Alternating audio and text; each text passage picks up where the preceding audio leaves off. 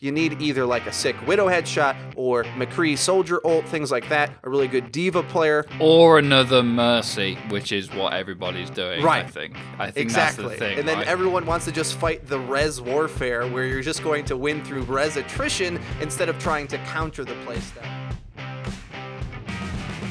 What's going on, everybody? It's Frito and Weagle back again for another meta discussion. This time, going to be talking about probably the most important issue in all of Ranked. Is Mercy a must pick? And thereby, does that leave Ana in the dust? The first thing that I want to break down is try to tease out and maybe debunk some of the misconceptions about this idea. And the first and foremost is looking directly at the stats. A little bit misleading because I think oftentimes what stats tells you is what the perceptions of things are, not necessarily the pure efficacy and effectiveness of what a pick or strategy is. So what I'm trying to say is Mercy, 1, was a popular hero anyway, and 2, most players think she's a must pick. So that can kind of just automatically tell you why she's going to be picked 90+% of the time, and not many players, I think, are even really willing right now to try to counter her. Now, the things that I'll say about Mercy in terms of her strength is that she's definitely stronger in certain parts, but not all the time necessarily. Where she looks the strongest is when your respawn disadvantage is much larger, and she starts to look less needed, and sometimes even, I would say, not a great pick at certain times when your respawn advantage can be used. What I mean by that is sometimes you need the punching power to open up a point, not simply the respawn power of sustaining you at that spot. So for instance,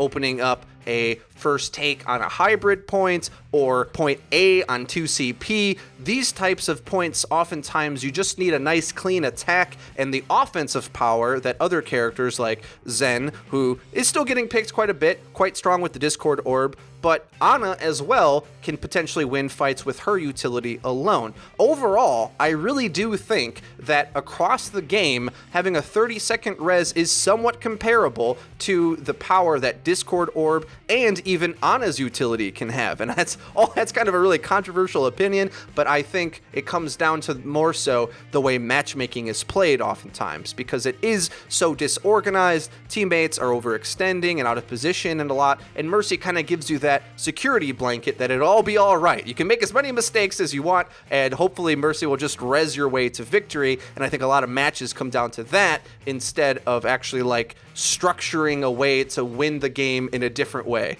For me, I think the comparison between them is difficult, because if you look at Ana, then I agree that she is really good, and that anti-nade and sleep dart, they can have more value than the tempo res every 30 seconds can have if you manage to land it. But in that matchmaking meta, let's call it, we've called it that before, it can be very different to that. And I guess a question I'd like you guys to answer for me in the comments, and something to discuss, is a lot of people have complained about one-shots in the game, whether it be Widow or Hanzo, Doomfist, or even Roadhog, who's been through more changes than anyone.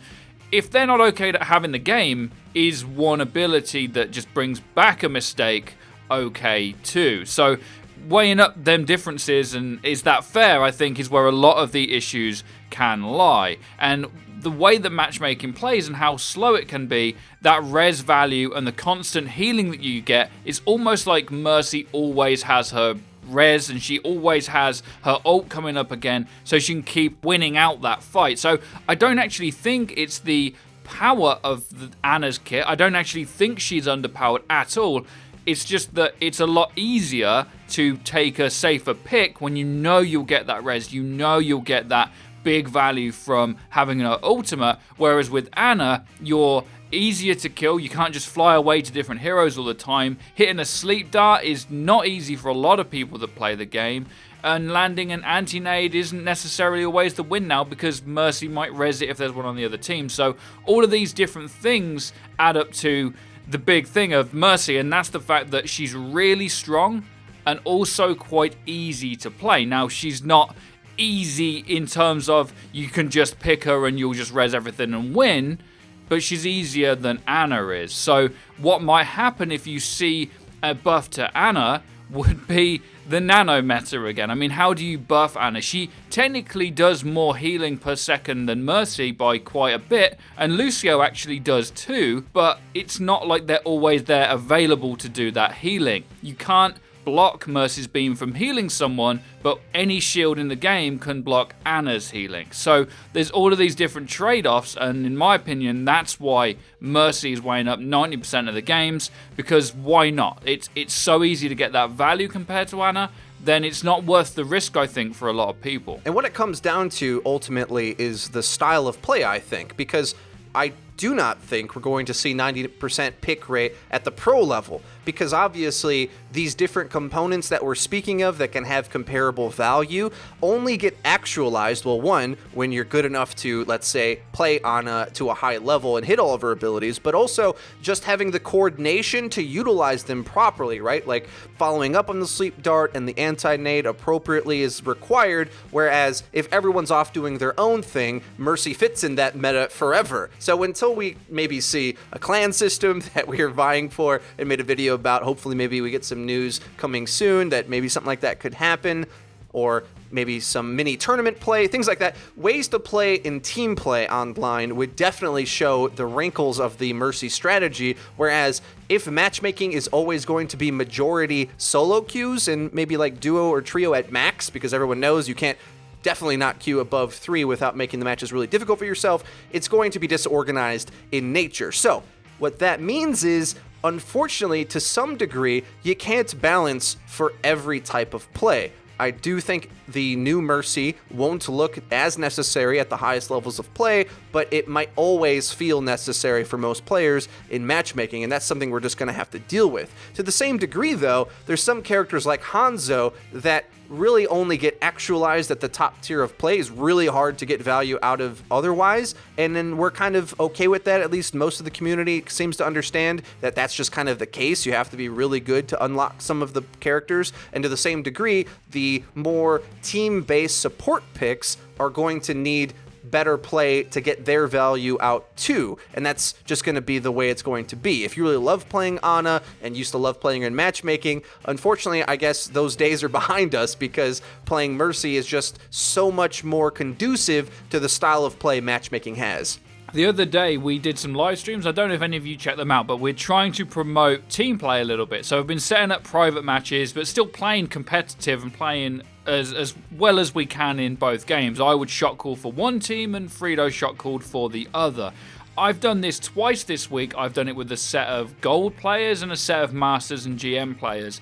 And both times, because of how the team fights work in that context, even though it's nowhere near like pro play, but it is the same style of Overwatch. So you're going for a fight, and then you win or lose it, you regroup, and you go in for another fight. Well, matchmaking nearly never plays that way.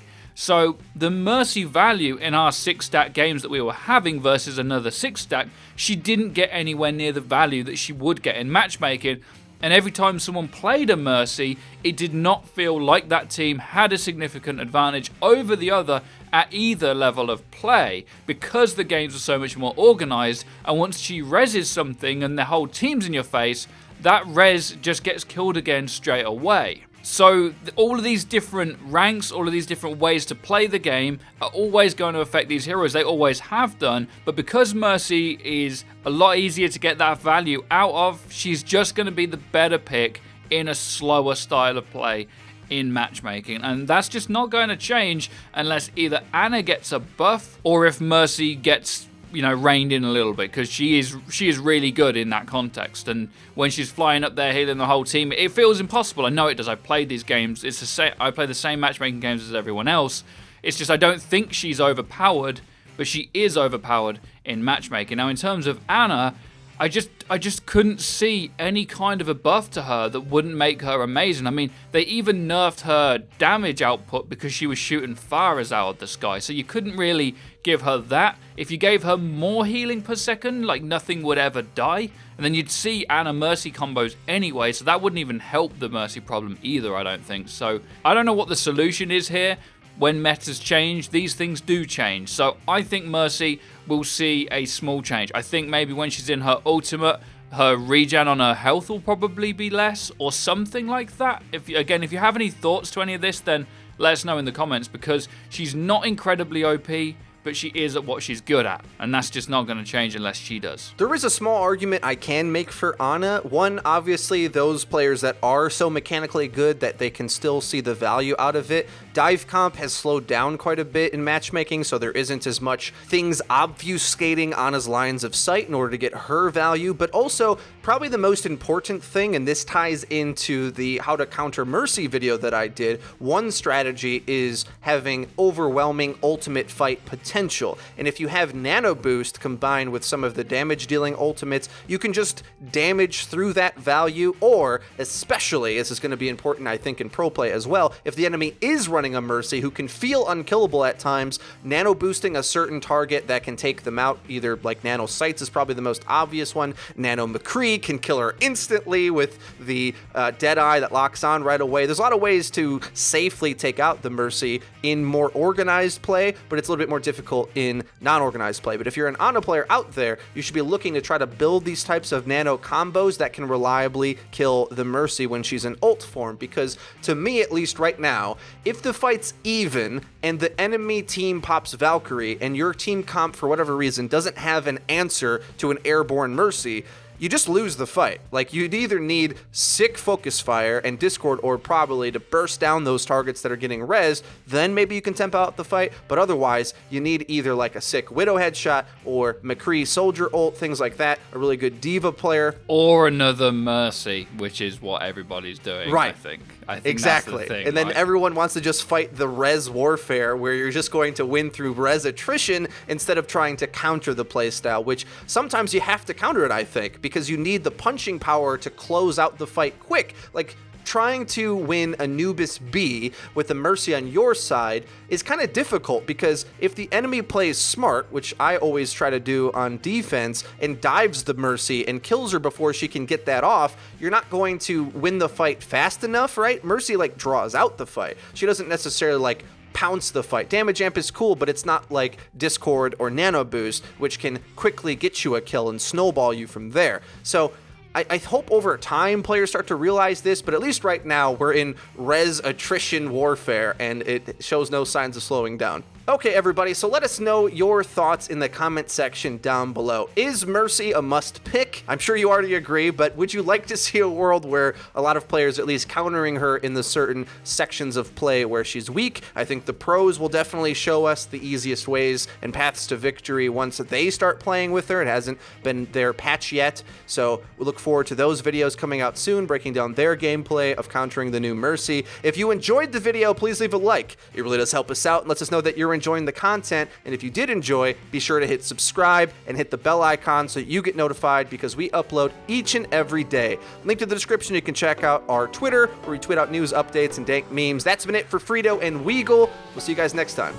Bye.